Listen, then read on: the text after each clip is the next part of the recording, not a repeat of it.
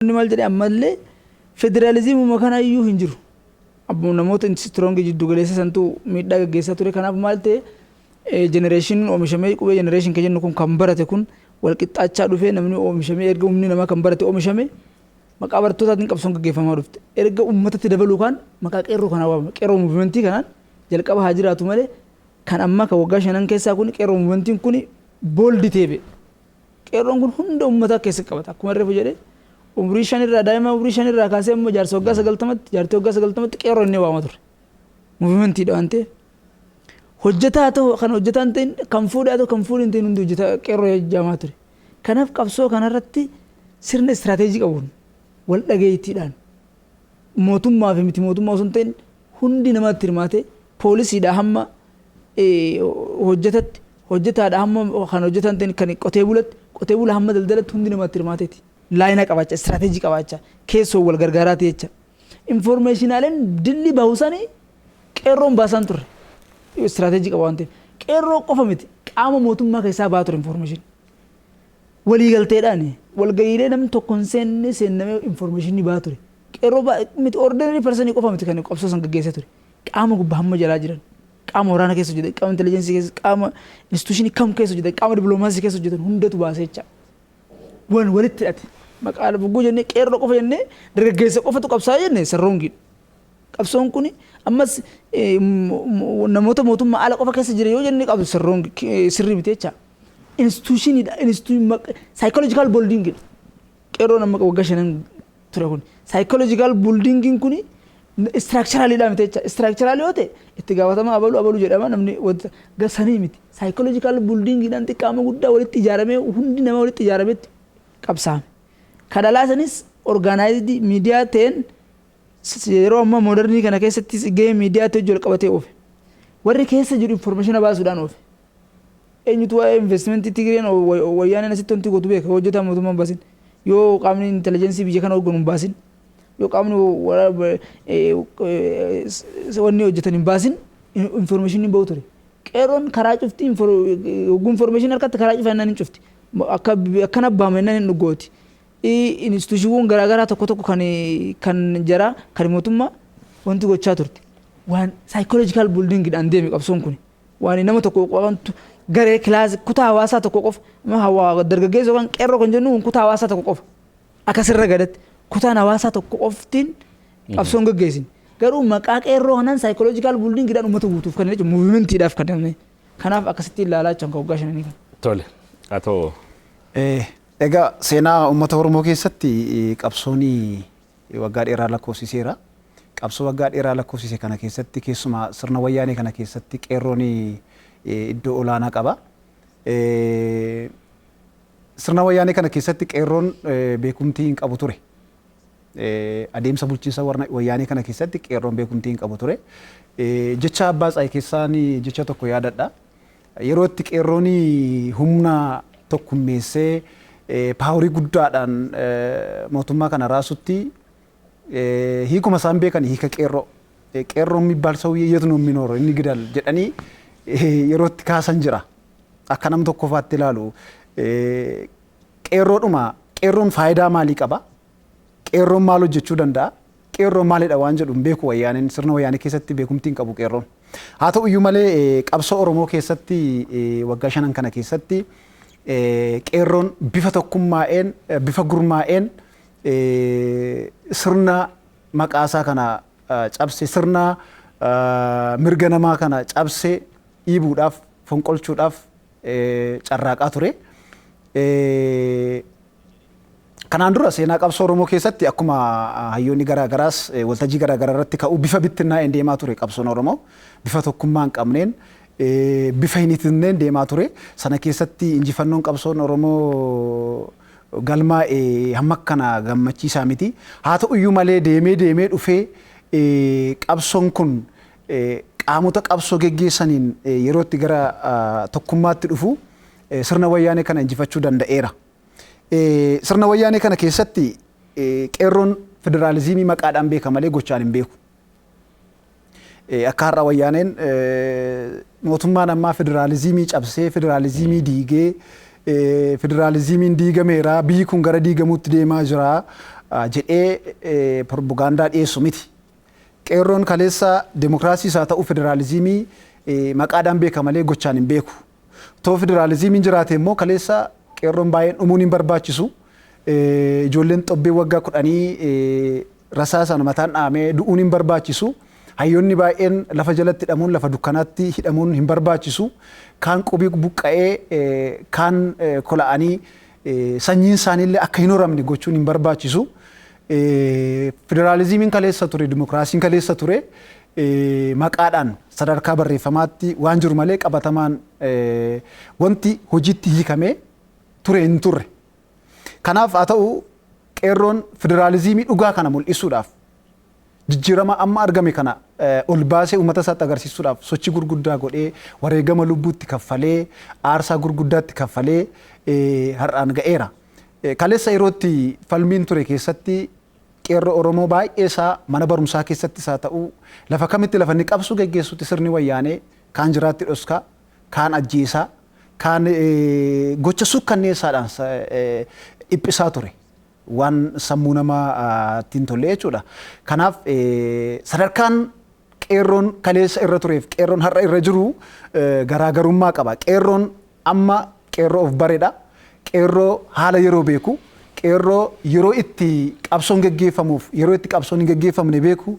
Qeerroo haala itti uummata isaa deeggaruu danda'uun akkaataa itti uummata isaa utubuu danda'uun qeerroo adeemudha. Qeerroon ammaa jedhee nu badha. Keessumaa haala qabatamaa yeroo ammaa keessa jirru keessa yeroo ilaallutti lafa tokko tokkotti namoota ilaalcha garaagaraa qabaniin waan tokko tokko haa ta'u iyyuu malee bal'inaan qeerroon hubannoon isaa baay'ee ol guddateera jedhee namana. Akka kaleessaa ka'eedhee kaasaan jiru. Akka kaleessaa diigee yoo diigaan jiru.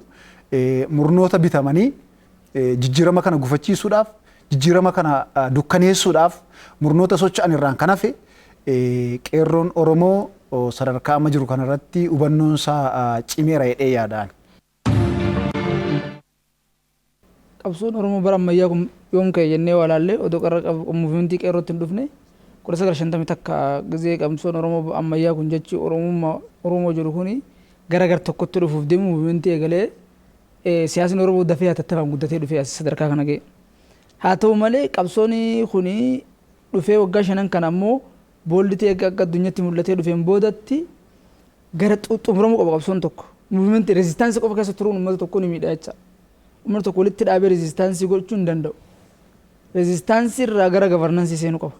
Gara gavarnansii seenuudhaaf instituushiniin reezistaansii geggeessite suni yoo dabarte dhiibbaa fida. Namni reezistaansii hoogganu gavarnansii hoogganuu hin danda'u.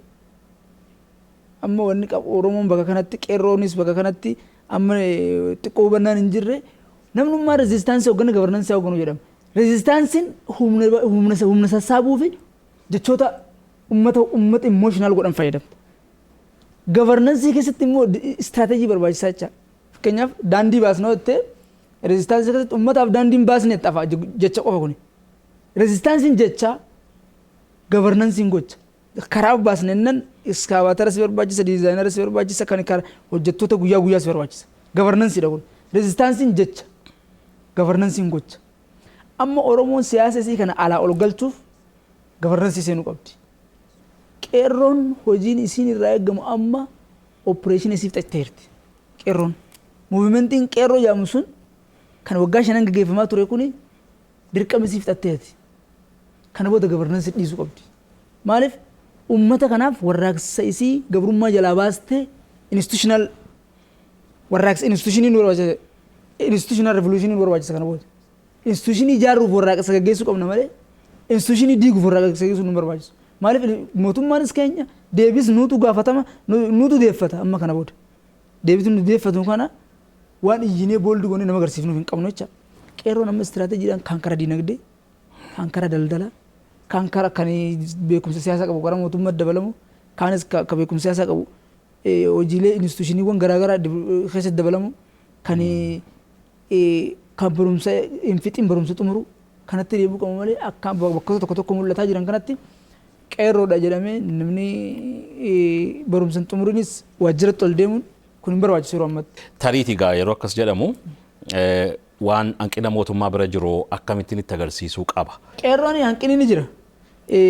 mootummaan kuni mootummaan dhufe mootummaa instituushinii namaa dhaale instituushinii nama ganama takkaan diigamteen ijaaramtu adeemsa keessa ijaarti yoo xiqqaate waa sirna kanaa fi siyaasa biyya kana waliigaltee biyyaalessaa uumuudhaaf instituushinii tana sirreessuudhaaf waggaa 10 fi amma 15 nama fudhata malee sanii gadi sirraa'uun hin jabaatu biyyi kuni biyya baakgiraawundi beezii hin qabne waan ta'eef mootummaan tokko biyyi waloomni biyyaalessaa jiraate dafee tattamaadhaaf ijaaruu danda'a malee biyya baakgiraawundi hin qabne dafee ijaaruu hin danda'u.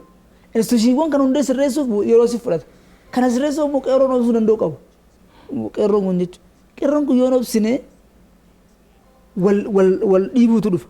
Wal dhiibnaan biyya kanaa rakkoo keessa seena. Kanaaf mootummaan qeerroo kana ijaaruu danda'u qabu. Dargaggeessa kana ijaaruu danda'u qabu. Dinagdee irratti ijaaruu danda'u qaba. Barumsa irratti ijaaruu danda'u qaba. Saayikooloojikaal bulii gaggeessuufi qaba. Akka dargaggeessi kun badiidhaaf gadi hin baane. Akka karaan cufu. Dargaggoota biyya ijaaru malee dargaggoota karaan cufne saayikooloojii ijaaruu qabu. Fakkeenyaaf yeroo nuti jenereeshiniin keenya kun karaa cufnu addunyaan bira ICT baratti kompiitara barachaa jirti dargaggeessi addunyaa bira. Gaafa isaan IT kana kompiitara kanaan addunyaa kontirool godhan nuuf isaan jechuun saa 20 farii hojjenne malee warra kanaan dhaqqabne. Yeroo kanatti yeroo ammaa kanatti yeroo mootummaan keenya ta'e kanatti karaa cufuun nu barbaachisa jechuudha. Mootummaan kun gara sirna durii gara federaalizimii diiguutti deemaa kan jedhu tuka'a. Mee wanti kun hin ta'a dhugaadha. Wanti tokko yaadrimeen siyaasa tokko yaadama. Yaadamni kun yaadamni sirna durii deebi'uu yaamu kun iddoo addunyaarra. Fakkeenyaaf nafxanyaanis iddoo addunyaarra hin jiru. Fakkeenyaaf mootummaan kun federaalizimii diigoo jedhe Sidaamaan eessaa dhufte Sidaamaa isteetiin naannoon kurnaffaan eessaa dhufte. Sirni nafxanyaa amantaa tokko jedha amantaa musliimaa eessaan biyya kanarratti instituushinii dhoo kana pirooklaameeshiniidhaan labsame waggaa waggaan haaromsaa ture dura hayyama akka hayyama daldalatti amantaan musliimaa amantaan kun ammoo rekognaayizeeshin ta'e akka amantaa biyya kanatti kana booda instituushiniidha jecha akkuma ortodoksii manuwal kiristaanonni jedhan amantaa biyya kan dura amantaa tokko eessaan garas deebi'a namni yaadama waggaa meeqatti akkamitti deebi'a kanya federaalizimiin ida'amuu fi federaalizimii waliin dhabu bakki isaan amma ida'amuun kun cafallaqaa sirna durii deebisaa jedhe ida'amuu jechuun wanta garaagaraa lama walitti fiddee waliin oofu jechuudha federaalizimii jechuunis wanta garaagaraa lama walitti fiddee yaadama wal fakkaatuun aangoo akka isaan fakkaatutti hirtee fi oofu jechaadha. Fakkeenyaaf the distribution of power hirannaa aangoo akkaataa the sharing of power kan akkaataa itti hirannaa kan agarsiisa federaalizimiinis kanumaan biramte ida'amuun falaasamni ida'amuu kunis wanta garaagaraa lama uumama jechaaf fakkeenyaaf atoomiiwwan xixiqqaan qaamni namaa yeroo ijaaramu pirootiinii irraas atoomiiwwan xixiqqaa irraa walitti dhufa atoomiin sun boca fi hin jijjiiru fakkeenyaaf lafti tuni maali lafa jedhamti bishaantu jira dhakaa jira biyyee jira cirracha jira nama jira hundi isaanii eenyummaa fi gadi hin lakkisu yeroo yaamu warra waliin lafa jedhama dhakaan dhahummaa isaa gadi lakkisu cirrachi cirrachummaa isaa gadi lakkisu jecha federaalizimii jechuunis eenyummaan oromoon oromoo isii qabattee amaara isaa qabatee walitti dhufee eenyummaa biyyaalessaa kan waloo ijaaranii ishaaraa namni ishaaraa individual person namni dhuunfaa tokko saba ta'ee yoo jiraate Itoophiyaa keessatti ishaaraa Itoophiyaa keessatti farquu qaba. Akkas jecha sirni kun kan jaaru kanaaf waan shakkisiisu waan shakkisiisu kan qabu jechuudha. Federaalizimiin akkasi jabaatee deema qeerroon amma bakka tana hubachuu qabdi. Sirna kana dubbisuu qabdi. Seenaan duree maal fakkaata? Fakkeenyaaf seenota durii irra walii galuu dhabuu dandeenya. Seenaa Itoophiyaa irra ture irratti Teediroos mootii Itoophiyaa ta'uu jedhama mootii Itoophiyaa mitiin ja'a. Jeneraal Teediroosiidha jechuudha. Akkamitti yoo naan jedhame abbaan Jifaar yeroo Jimmee bulchuu Amiir Abdullaa Haraara yoo bulchuu yeroo Minilik Shawaa bulchuu inni Goojjam bulchaa ture Yohaannis Tigraay bulchaa ture yoo inni mootii Itoophiyaa ta'e jara kun guutuu mootii Itoophiyaati. Jeneraal Teediroosiidhaan falmisaa jira mootii Itoophiyaati miti seenaan kun sirraa qabaattee forum irratti sirreessite kun eenyu iskoolaarii kamii hojii falmisaa jira. Wantoota akka boolli ta'anii mul'atan kana kan warraaqsaan osoo hin ta'in maaliin jijjiirtaa jira mariin jijjiirra. Rakkoon siyaasa biyya Itoophiyaa rakkoo waliigaltee biyyaalessaati. Waliigalteen biyyaalessaa kan furamu warraaqsaan waan hokkaraan osoo hin ta'in mariidhaan furamte. Kanaaf dargaggeessi bakka sanitti hubachuu qaba. Federaalizimiin diigameera mootummaan amma biyya bulchaa jiru kun sirna duriitti deebi'a jedhee shakka qeerroo waan jedhu an kana ajandaa qeerrooti jedheen fudhadhu. Ajandaa bocamee qeerrootti kenname malee ajandaa qeerrooti jedheen fudhadhu. Sababi isaa waanuma amma qabatamaan ijaan argaa jirrudha. Jijjiirama kana keessatti wantoonni mul'atan jiru. Guutummaa guututti jijjiiramni kun sirriidha yookiin jijjiiramni kun sirriidha. Boca isaa eeggatee deemaa jira guutuudha yoo jechuu baanne jijjiirama kana keessatti wantoonni mul'atan sirnoota darban irraa hamma tokko haamilee uummataa kan ol kaasan baay'eetu mul'ata. Sirni nafxanyaa bara kamittuu hin deebi'u. Kaleessa du'eera. Har'a garuu ekeraa kaleessaa sana kaasnee sagaleetti goonee teessoo kenninee fi mootii goonee akka waan har'a biyya bulchaa jirutti maqaasa zaajureet goonee ol kaasnee uummata ittiin burjaajessuun daldala siyaasaatiif yoo ta'e malee sabaaf sablammiin wal dhabdeedhaan akka jiraataniif ajandaa ta'a yoo ta'e malee biyya kana keessatti nagaa waan fidu miti. Minilik yeroo isaatti yeroon isaaf ta'ee yeroon isa ajajee godheera waan godhe. Gocha Minilik hin haallu. Minilik waan inni godhe hin haalamu hojjeteera. Harkis murameera bara mootummaa isaa keessatti harmis murameera. Siidaanaan olees kanuma ibsa. Haa ta'u garuu sirni sun kaleessa sirna sana keessatti hojjetamee darbe.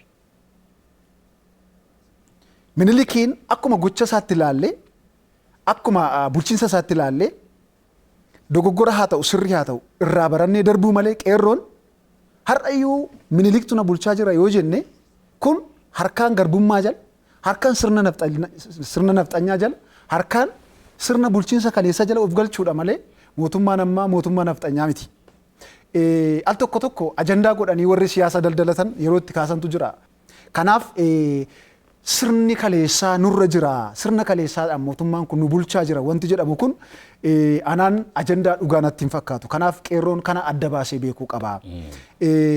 Federaalizimiin diigameera wanti jedhamus ajandaa nama biraa bocamee gara qeerrootti gad diriire malee ajandaa qeerroo miti.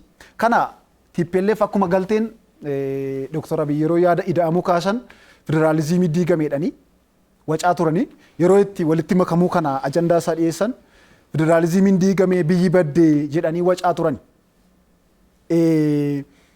Kaleessa isaan federaalizimii keessa turanii teessoo isaanii irraa dhuguma federaalizimii turgaa yeroo namni jiraatti dhokachaa ture Sakkajaal Nadhii Gammadaa yeroo namni jiraatti du'aa ture yeroo qeerroon Oromoo hayyuun Oromoo kumaatamaan dukkana keessatti dararamaa ture yeroo sana federaalizimii jira. Har'a maaltu federaalizimiin hin jiru jedhee waccisiise. Har'a maaltu federaalizimiin Itoophiyaa keessaa badaa jira jedhamee dubbachiise. Kun yaada qeerroo keessatti shakkii uumuu qaba. Ajandaan duuba jiru maalidha?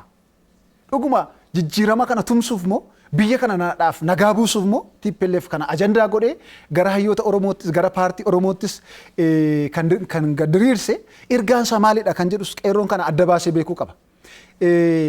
An kana hubadhu yeroo baay'ee qeerrootti ajandaa ta'ee kan dhiyaatu qeerroon ajandaa mataasaa uume osoo hin taane.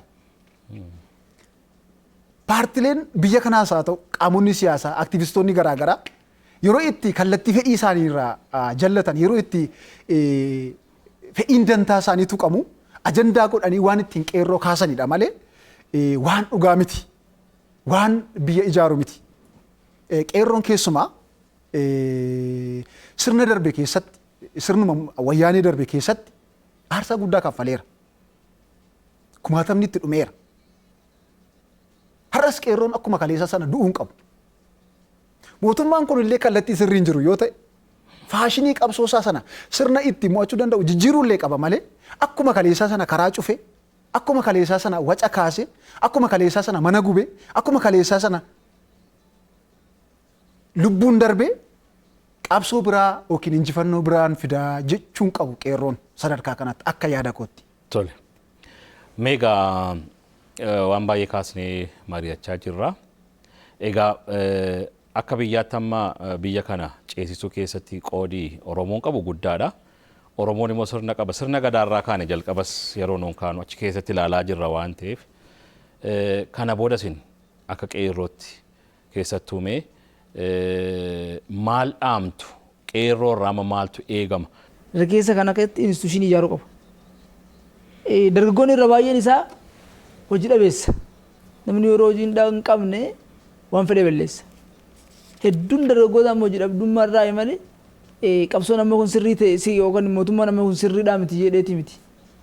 Yeroo hojiin qabne hojii dhabee taa'u yeroo jandaree ajandaa fiduuf kee waa balleessaa jecha. Hojjetuma tokko kan sadarkaa gandatti hojjetu yoo hojii ol dhabu qaama qabsoo kana dabalamee waa balleessaa jecha.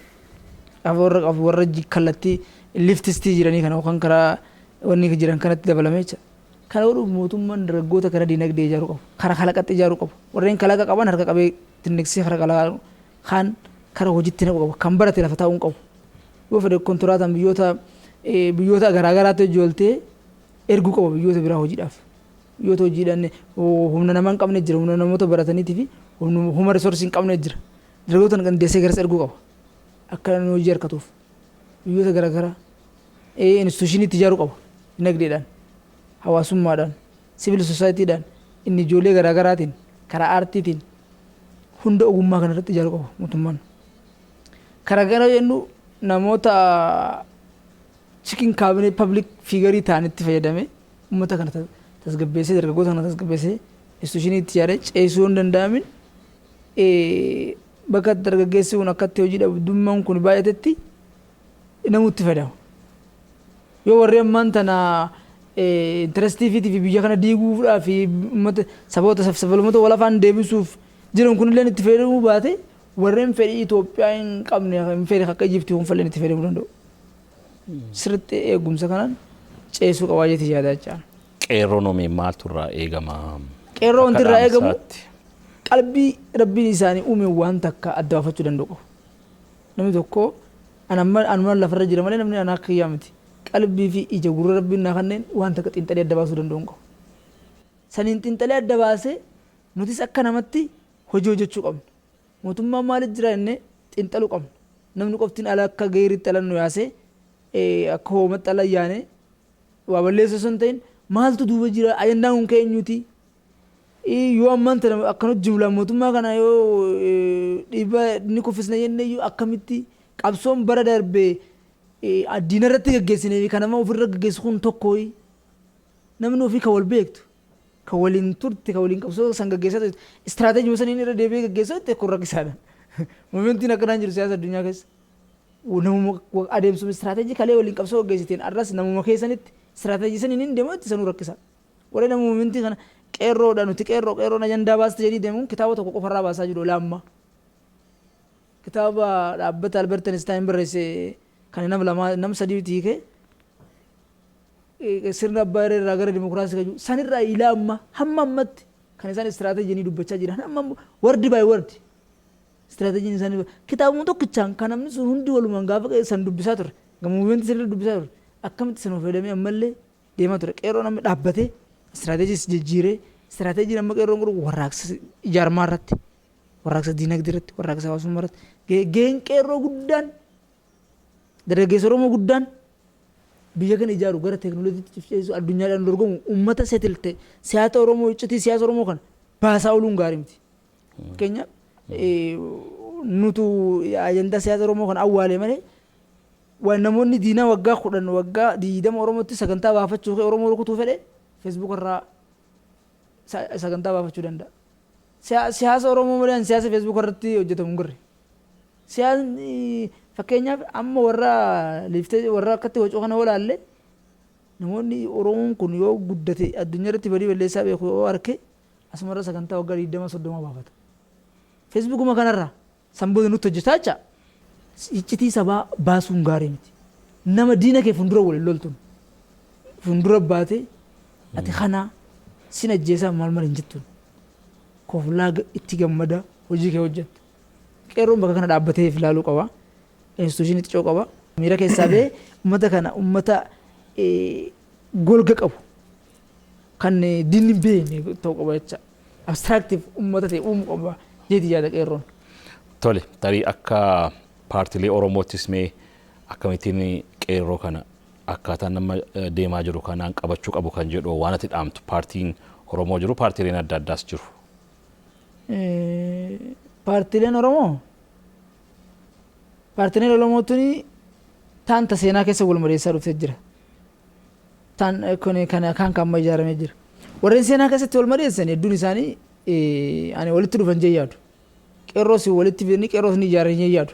Maaliif gaafa gamtaa barattoota Oromoo hooggannu Aleksiin beeka. Manguddummaa jidduu turre paartilee kanneen. Paartilee siyaasaa kana akka barattoota Oromootti wal jidduu turre gaafa isaan jalqaba laa galan. Sagantaa fi maammata irra wal lolle. Fedhii Oromoo irratti wal lolle.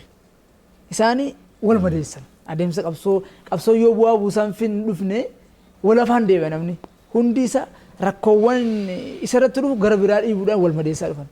Jarri kun amma ofiif of hin jaarre qeerroo ijaaruu dargaggeessa kana ijaaruu hin danda'an. Yoo humna badiitiif itti fayyadan malee instituushinii deebisuu hin danda'an. Maaliif nama ofiif ijaarameetu nama ijaara waan ta'eef.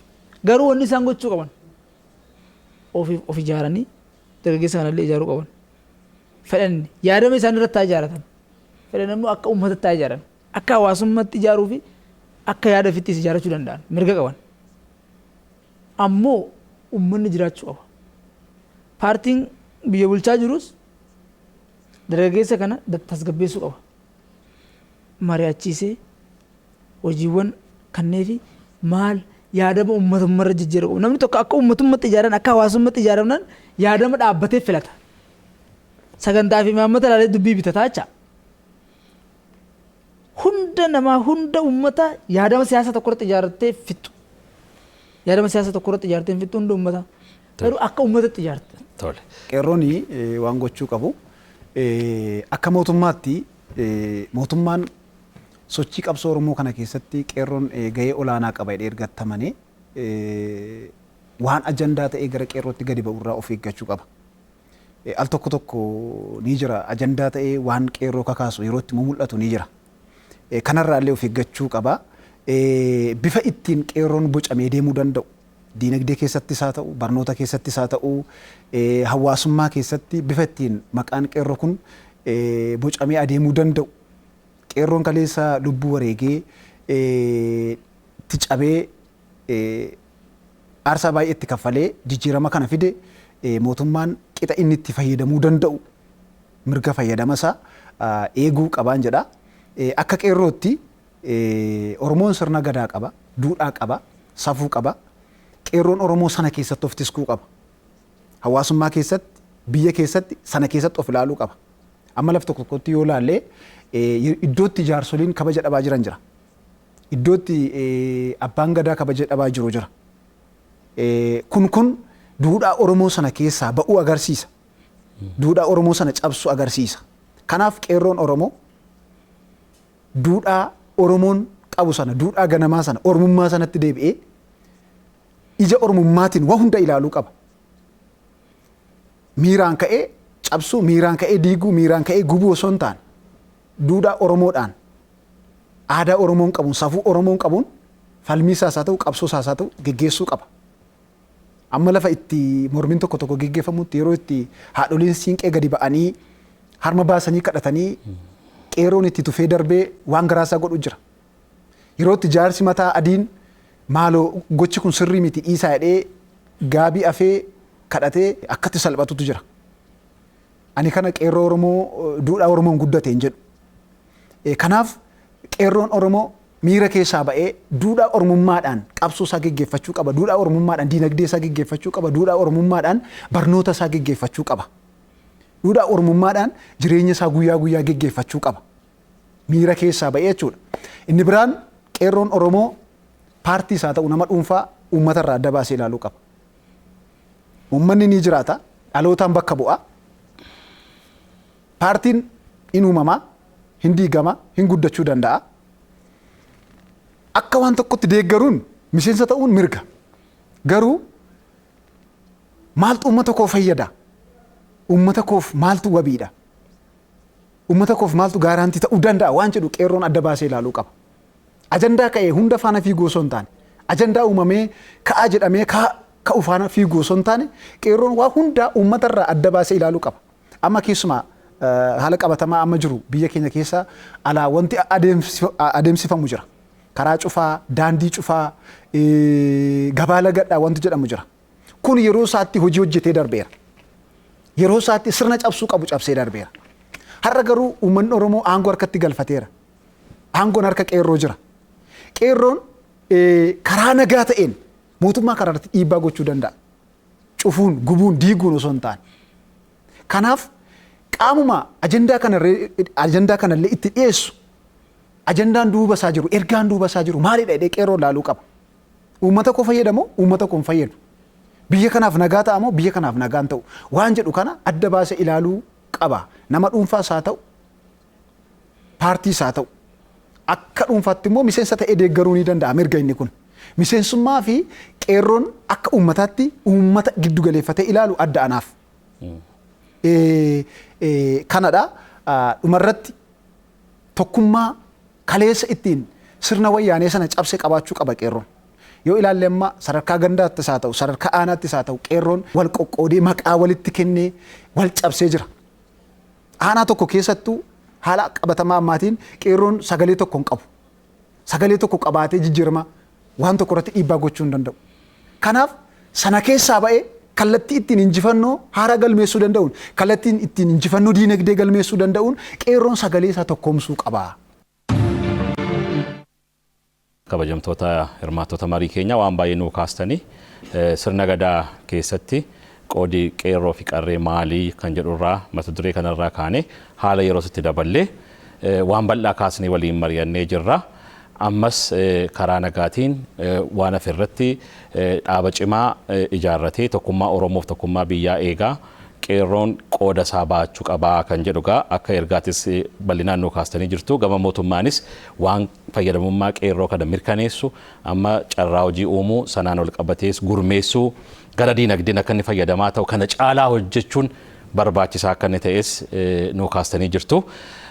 Qeerroo Ahmad Qalloo fi Alamaayyoo Moosisaa asitti argamtanii yaada kana nuu gumaachuu keessaniif irra deebi'ee maqaa hordoftoota OBN guddaan isin galateeffadha. Fayyaa ta'a. Galatoomaa isinillee. Kabajamtoota hordoftoota OBN qophiin keenya gaaddisa odaa har'aa egaa kana fakkaata ture. Mariin keenya kanumaan xumuramee jira. Qophiileen OBN hafan itti fufu akka hordoftan isin affeerra. Galatoomaa.